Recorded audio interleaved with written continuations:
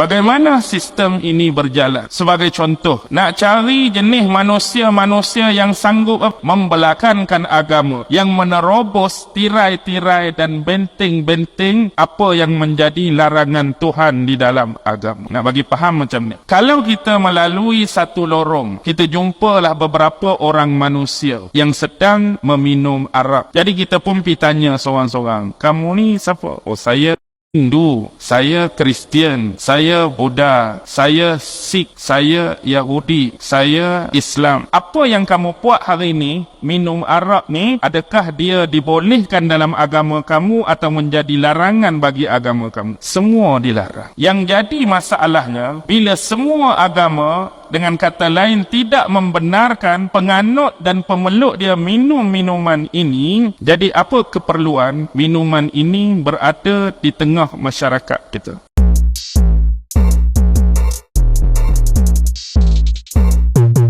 Assalamu ala ashrafil anbiya'i wal mursalin wa ala alihi wa sahbihi ajma'in.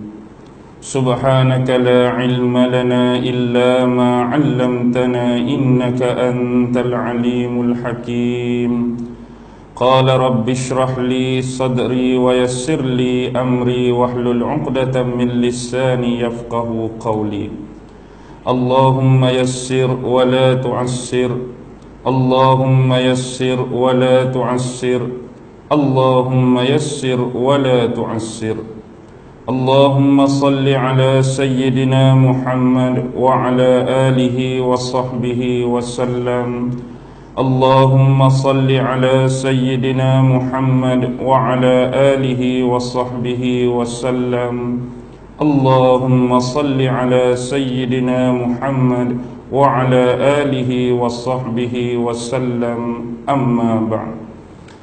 Alhamdulillah, syukur kehadrat Allah subhanahu wa ta'ala kerana dengan limpah kurnia rahmat, kasih sayang dan inayah daripada Allah subhanahu wa ta'ala, alhamdulillah, pada malam yang penuh berbahagia ini, selepas pertemuan kali terakhir kita pada minggu-minggu di bulan Ramadan yang lalu, alhamdulillah, Allah masih lagi memanjangkan umur-umur kita untuk sama-sama berkhidmat dan berbakti kepada agama Allah subhanahu wa ta'ala selagi mana hayat kita masih lagi di kandung badan.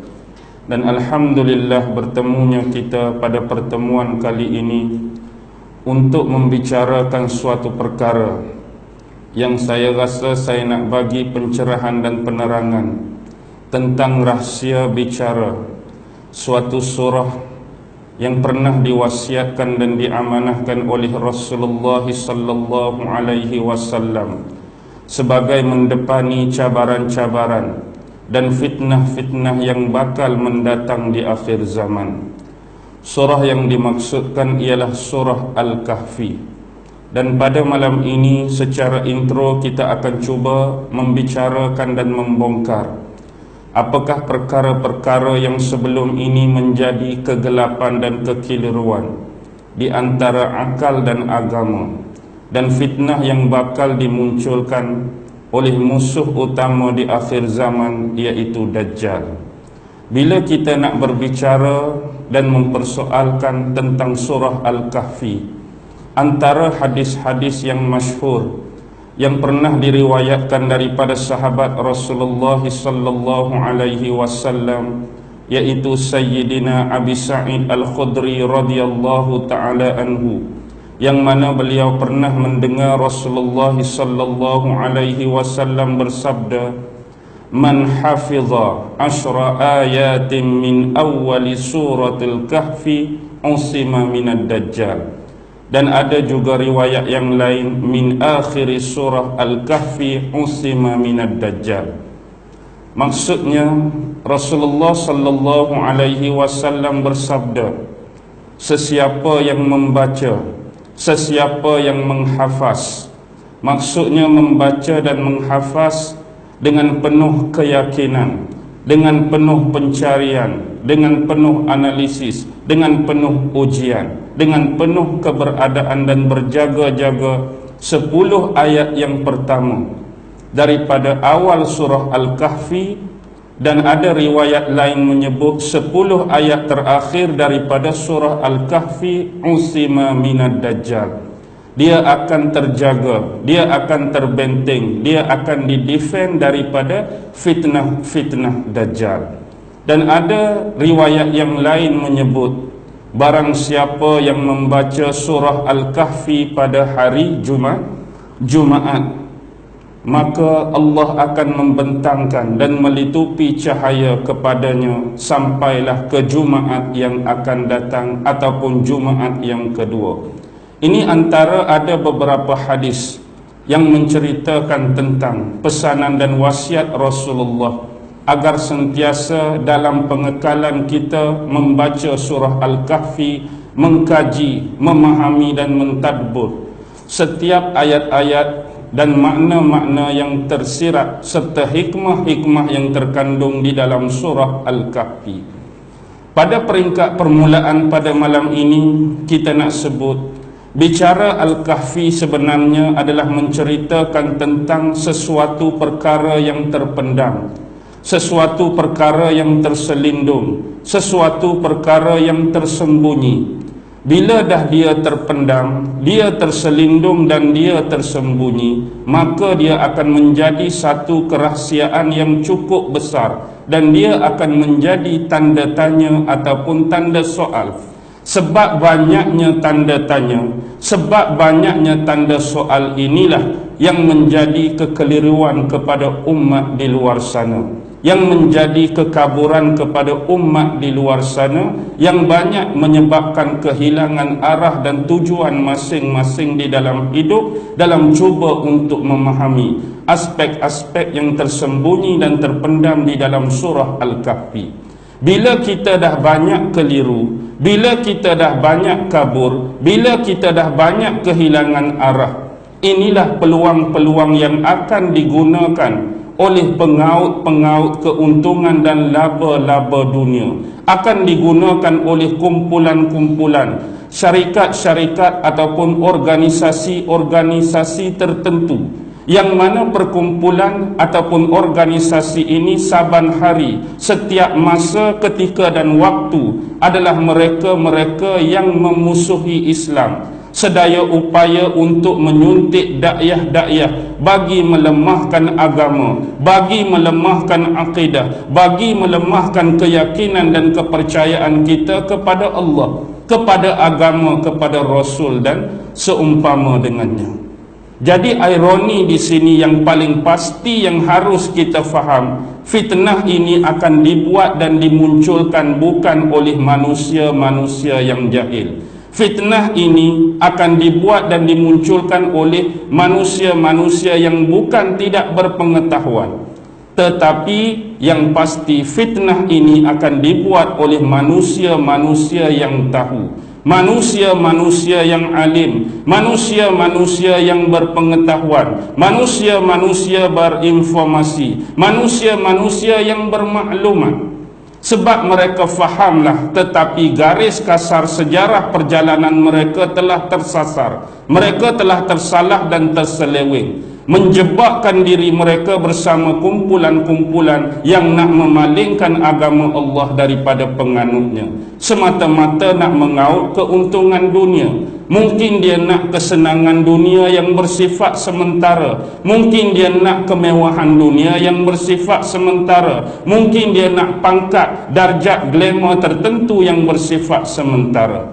Walaupun mereka benar-benar memahami bahawa ini adalah agama yang asli, agama yang tulen dan terbaik untuk umat seluruh dunia, tetapi kerana mereka mengambil satu peranan yang menjadi simbol dan lambang kepada Dajjal, mereka sanggup menutup sebelah mata mereka, melihat segala yang terseleweng sebagai biasa, melihat segala keburukan sebagai biasa, melihat segala kejahatan dan maksiat sebagai biasa, demi meraih keuntungan-keuntungan materialisme yang bersifat sementara tadi.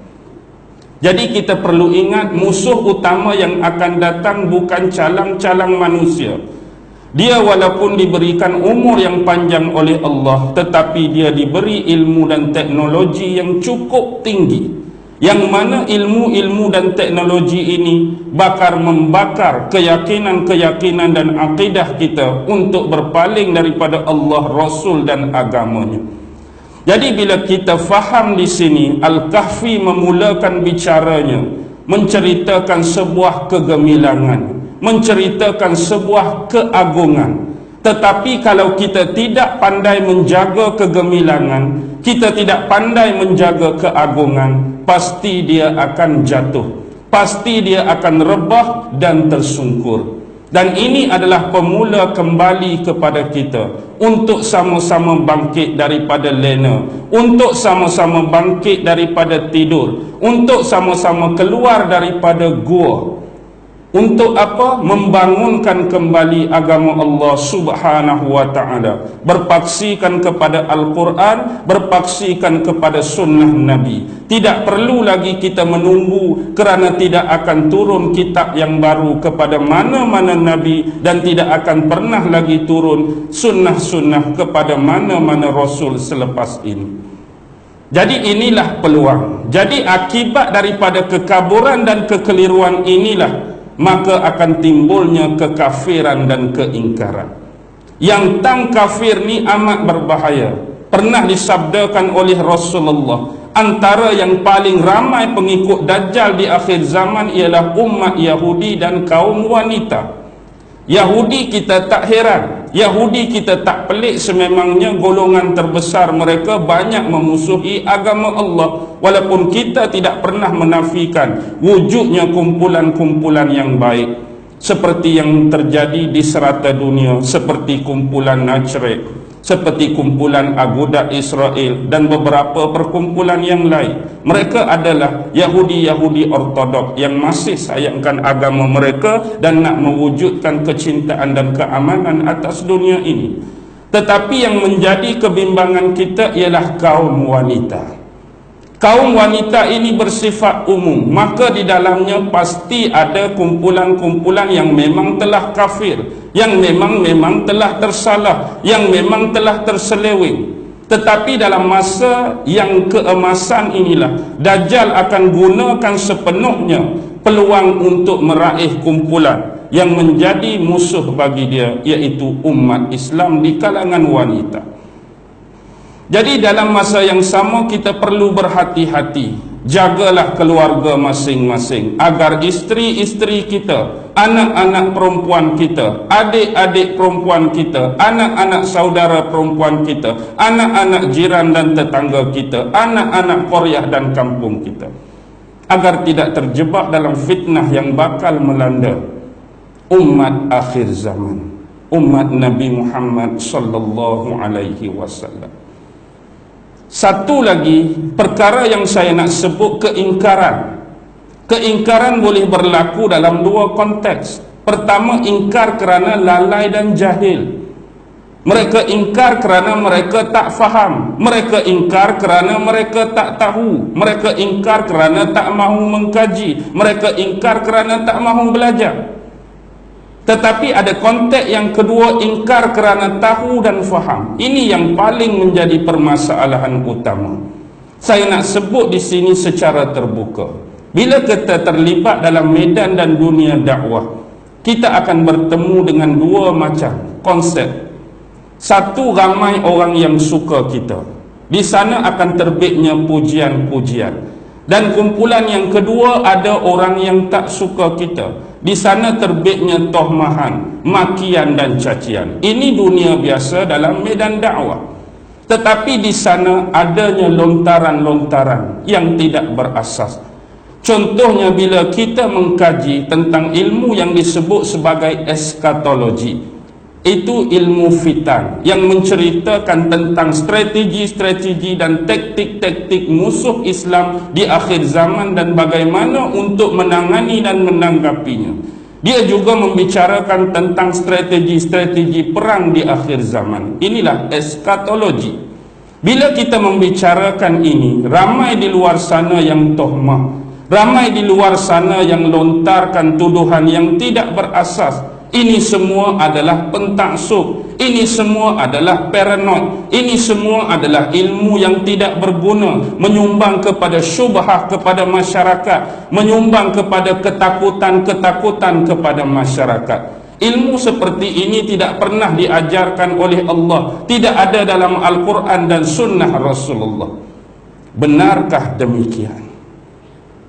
Dalam sebuah pertemuan, bila ditanyakan apakah resolusi yang terbaik untuk kita buat, dia jawab kembali berpegang kepada Al-Quran dan As-Sunnah.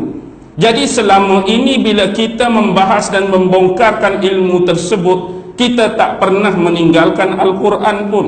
Dalam membongkar ilmu tersebut, kita tak pernah meninggalkan hadis Nabi pun. Dalam membongkar ilmu tersebut, kita tak pernah tinggal ilmu tauhid pun. Dalam membongkar ilmu tersebut, kita tak pernah meninggalkan fiqh dan ilmu-ilmu islamisasi yang lain pun.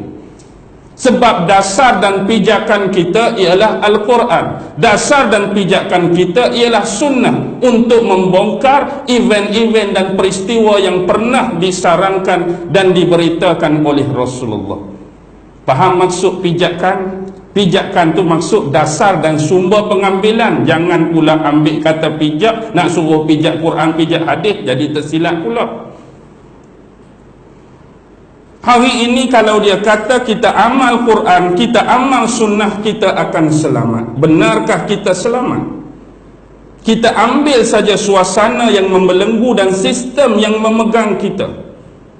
Dari sudut ekonomi sahaja, yang pegang Quran dan sunnah sekalipun, adakah anda selamat daripada riba? Adakah anda selamat daripada loan? Adakah anda selamat daripada interest? Adakah anda selamat daripada pernah termakan makanan-makanan syubhat yang tidak diketahui halal dan haramnya, yang tidak diketahui sahih dan benarnya?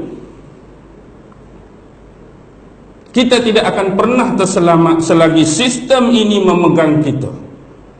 Memang kita dah guna Quran, memang kita dah guna sunnah. Bila mereka tuduh paranoid, bila mereka tuduh taksub, bila mereka tuduh syubhat, dalam masa yang pertama, mereka boleh pula menerima bahawa MH370 jatuh di lautan Hindi. Dia kata kita paranoid, mereka boleh terima pula bahawa vaksin tu boleh mencegah kanser dan penyakit-penyakit. Dalam masa yang sama mereka tuduh kita paranoid, mereka percaya pula ubat gigi atau Florida, dalam ubat gigi tu boleh menghilangkan kaviti-kaviti dan perkara-perkara yang seumpama dengannya. Mereka boleh pula percaya Iran itu musuh Israel dan perkara-perkara yang berlarutan berpanjangan yang tak perlu saya senaraikan di sini. Apa yang menyebabkan kita jadi demikian? Anti-climax. Anti-climax kepada orang-orang yang tidak sealiran dengan kita. Ini yang menjadi masalah sebenar dalam dunia dan medan ilmiah, ceramah dan pengkuliahan. Kenapa jadi demikian? Kita akan sebutkan satu persatu. Cuba bayangkan di luar sana, berapa ramai ustaz yang kita ada, berapa ramai penceramah yang kita ada, berapa ramai pengkuliah yang kita ada.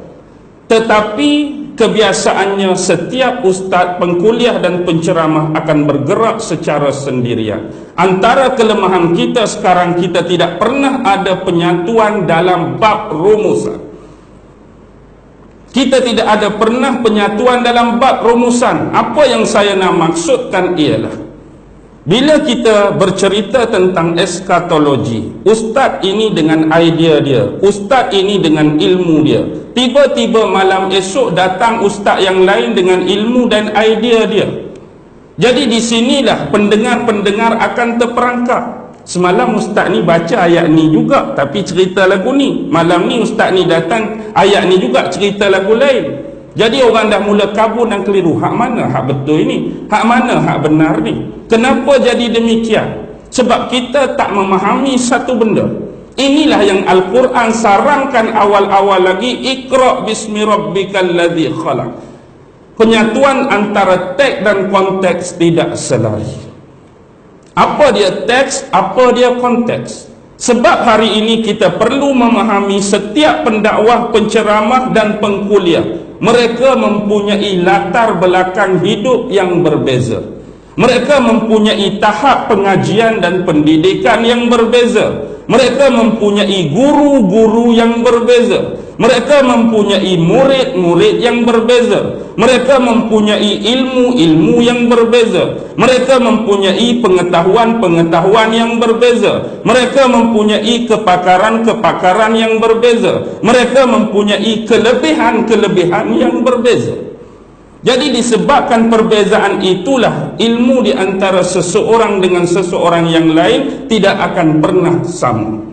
Tetapi di dalam ketidaksamaan itulah apa yang saya maksudkan, kita tidak pernah duduk semeja untuk menyatukan setiap rumusan apa yang terbaik bagi isu ini, apa yang sebenar berlaku bagi isu ini, apa sebenarnya yang betul bagi isu ini, apa sebenarnya yang tulen bagi isu ini, apa sebenarnya yang palsu bagi isu ini.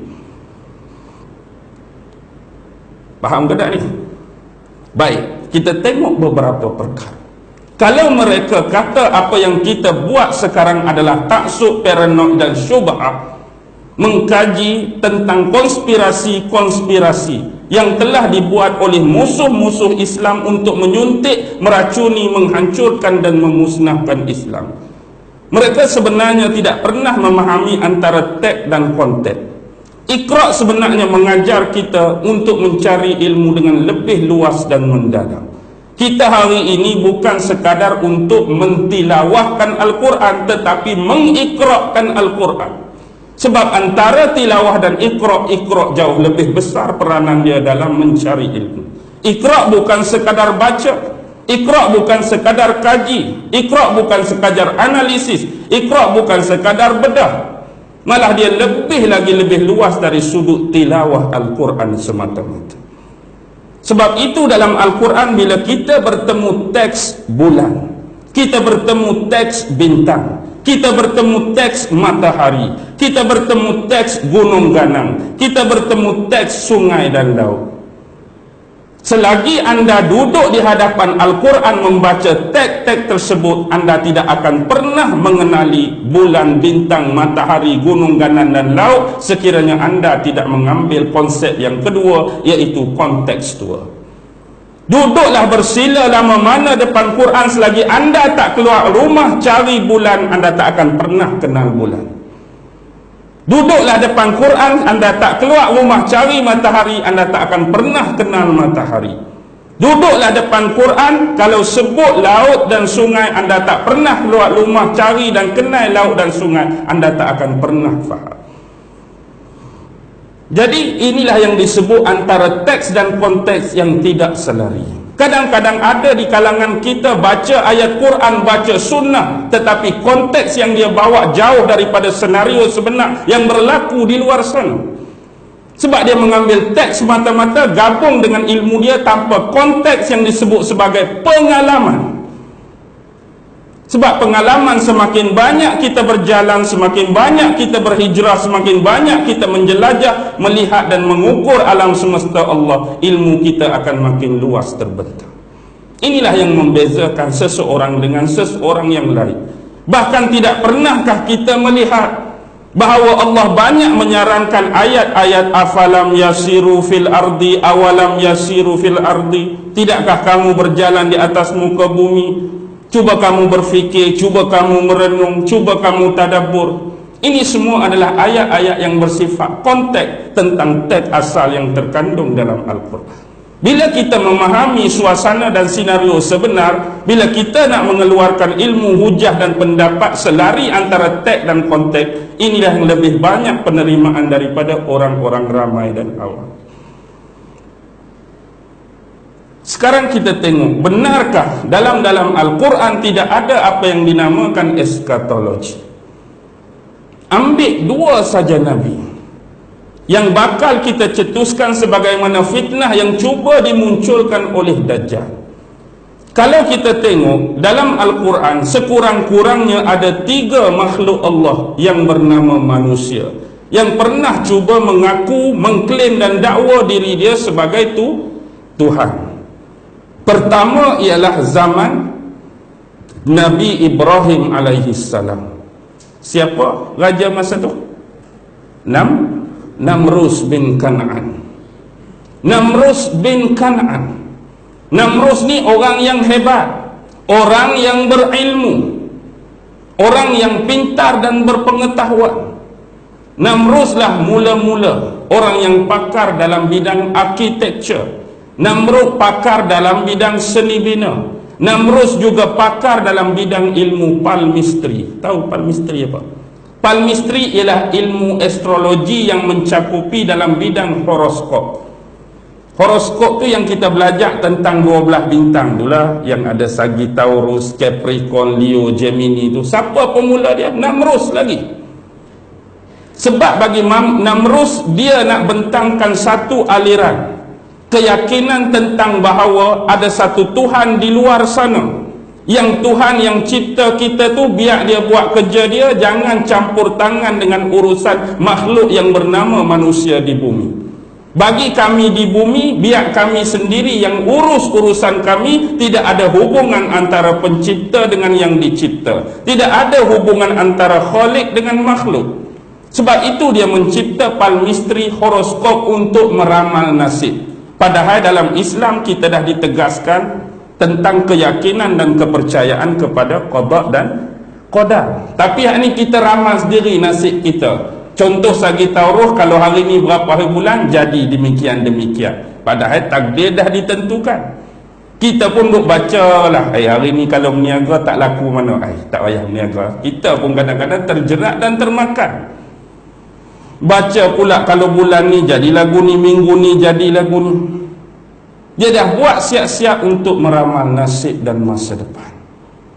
Tapi dalam masa yang sama, pada zaman dia, pada zaman pengaruh dia, Allah dah bangkitkan seorang Nabi dan Rasul yang nama Ibrahim alaihis.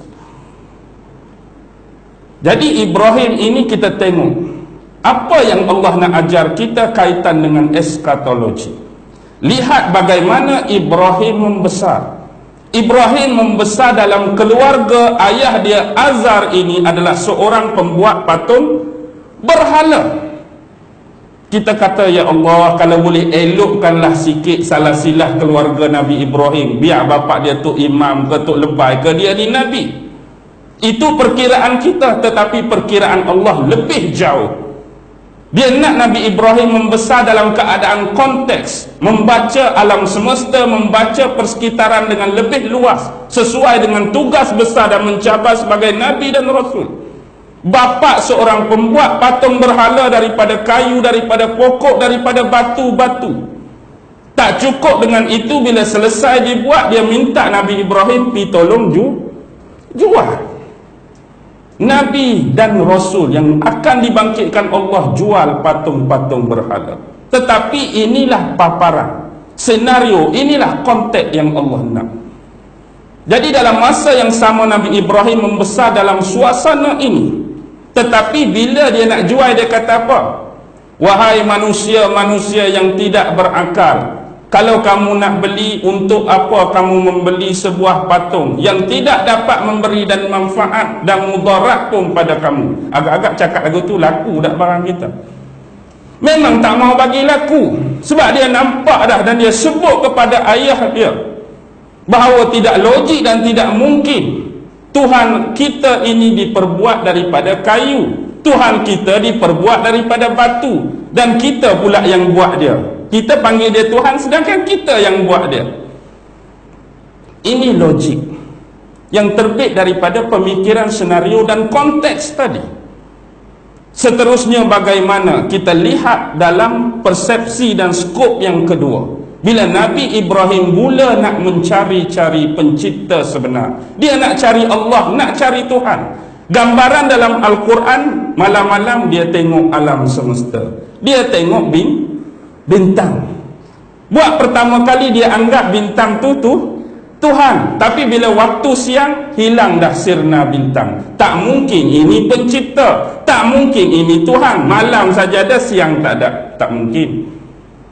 Kadang-kadang dia tengok satu makhluk Allah yang lain yang nama bulan, cantik, purnama, indah, sedap mata memandang. Ni pun mungkin Tuhan. tetapi bulan hanya nampak pada waktu malam. Siang tak ada. Tak mungkin pencipta, tak mungkin Tuhan. Bila tiba waktu siang, tengok pula matahari, lagi besar dari bulan, lagi besar kuasa cahaya dia, lagi power cahaya dia. Ni mungkin Tuhan. Tapi bila sampai masa, matahari pun akan terbenam. Takkan siang saja Tuhan ada, malam pula tak ada. Mencari-cari. Sebab apa? Kontekstual, berinteraksi dengan alam semesta. Untuk apa? Untuk mengidealkan pemikiran Nabi Ibrahim. Sampai pada konsep yang ketiga. Pernah dalam konteks itu Allah minta Nabi Ibrahim ambil 4 ekor burung. Dia suruh rabik-rabikkan burung tu, koyak-koyakkan burung tu. Contoh kita kata burung ada 4 ekor. Daripada sekok-sekok ni, kerak kepala, kerak betih, kerak kaki, kerak tubuh, gaul sekali 4 tadi. Tetapi lepas gaul tu, kamu ambil berasingan, buat macam 4 tompokan. Tapi bila tompok ambil ikut dan tu, kadang-kadang kaki hak sepatut 2 ekor masuk 3 kaki, ni masuk 4 kepala, ikut dan letak pada tempat yang berasing. Tiba-tiba kuasa daripada Allah, burung tu jadi lagu mana? Hidup balik. Di sinilah mengajar dia bahawa ada suatu kuasa yang lebih power, yang lebih agung, yang bersifat menghidupkan dan mematikan. Daripada percontohan tadi, lagi menambahkan keyakinan Nabi Ibrahim bahawa apa yang dilihat dan ditemui sebelum ini adalah bersifat makhluk, tidak sama seperti yang menghidupkan burung-burung tadi. Sampai satu konsep lagi, dia nak buat satu benda yang cukup berbahaya dan boleh memakan nyawa dia. Iaitu apa? Waktu hari keramaian. Memang menjadi tradisi di kota Babylon pada waktu tersebut, mereka akan merayakan satu keraian dan keramaian yang gilang gemilang pada setiap tahun. Tiba-tiba orang ajak dia, Nabi Ibrahim berbohong. Nabi Ibrahim bohong, kata dia kurang sihat, dia sakit perut. Jadi orang tinggal dia. Bila tinggal dia, semua tinggalkan, tinggal dia seorang. Dia pergi tempat patung-patung berhala tu, dia buat apa? Dia cantah, tinggallah sekok hak paling besar. Dia letak kapak atau alat yang dia cantah tadi di tangan hak paling besar. Jadi ni ilmu logik tentang nak meyakinkan seseorang tentang keimanan kepada pencipta yang lebih tinggi daripada apa yang dihadapi sekarang. Bila diusul periksa, tahulah bahawa orang yang tak ikut keramaian malam tu satu-satunya ialah Ibrahim. Jadi orang serang dia, orang pegang dia. Dia kata, siapa yang buat semua-semua ni? Mana aku tahu. Dah kamu kata benda ni Tuhan, tanyalah Tuhan hak seorang tu, hak pegang kapak tu. Kok dia yang buat? Lagilah orang nak marah. Padahal kalau kita tengok apa yang tersirat sebenarnya, Namrus dia nak mengaku dia jadi Tuhan, betul. Logik di sini apa yang tak logik? Bila kita nak mengaku jadi Tuhan, perlu lagi kepada patung-patung sembahan, bang. Perlu lagi kepada berhala-berhala dalam wilayah kita. Sedangkan kita nak mengaku Tuhan, patutnya benda tu tak ada lah. Aku seorang Tuhan, buat apa berhala? Aku seorang Tuhan, buat apa patung? Tapi kenapa sistem patung dan berhala wujud? Sebab apa? Sebab Namrus pun tahu dia pun bukan Tuhan, dan dia juga mempercayai banyak dewa. Banyak nama-nama dewa yang sudah wujud. Sebab itu untuk keluarga dia sendiri, dia nak mewujudkan satu kepercayaan, keyakinan dan akidah Trinity Tuhan berkeluarga, the family of God. Sebab tu selepas kematian Namrus, dia ada isteri yang nama Semiramis. Semiramis ni, walaupun sebenarnya dia kahwin dengan Namrus, tapi bila Namrus meninggal, dia mendakwa bahawa dia ni mengandung bukan sebab hubungan badan dengan Namrus. Dia seolah-olah jadi macam wanita suci, Allah bagi anugerah mengandung sendiri, nak suruh nampak hebat. Dan sekali lahirlah anak dia Tammuz, atau disebut juga Tammuzi. Inilah Trinity pertama pada aliran zaman Namrud. Namrud, Semiramis, Tammuzi. Semiramis kita dah cerita, kenal dah semua kan. perlambangan paling besar di kota New York tu. Ada pegang obor tu. Statue of Liberty itulah simbol Semiramis. Bukan saja-saja tu. Jadi bila lahirnya Tammuz, waktu duk mengandungkan itulah dia buat pohon evergreen. Di pohon itulah dia menggantungkan hadiah-hadiah untuk roh siapa? Roh Namrus. Seolah-olah Tammuz adalah Namrus kaplikan. Namrus duplicate bagi Tammuz ni duplicate ataupun kaplikan bagi Namrus tadi. Pohon evergreen ni yang diperbesarkan dan menjadi pohon Christmas dalam agama Kristian. Sebab dia pun bawa aliran pagan kuno yang ni juga. Walaupun kita tahu dalam Islam, inilah bijaknya kenapa Allah cuba meleraikan fitnah tersebut dengan menjadikan Maryam mengandung tanpa bersuami. Lalu inilah yang digunakan sepenuhnya fitnah terhadap Nabi Isa. Nak cakap Allah tu dah jadi macam bapa, Ruhul Kudus, Nabi Isa tu anak Tuhan. Seolah-olah Trinity, dan Trinity wujud dalam semua agama dalam dunia kecuali Islam. Dan Nabi Ibrahim nak cantas awal lagi, so tinggal seorang sebagai kiasan. Walaupun hak tu bukan hak betul, hak tu memang bukan hak tulis, tapi nak suruh satu saja, yang banyak-banyak ni mesti apa? Lalu akhirnya sampai kepada skop yang kelima, dia berdepan dengan Namrus sendiri. Bila berdepan, inilah dia berdebat dengan ilmu, walaupun dalam bentuk logik. Agak-agak kalau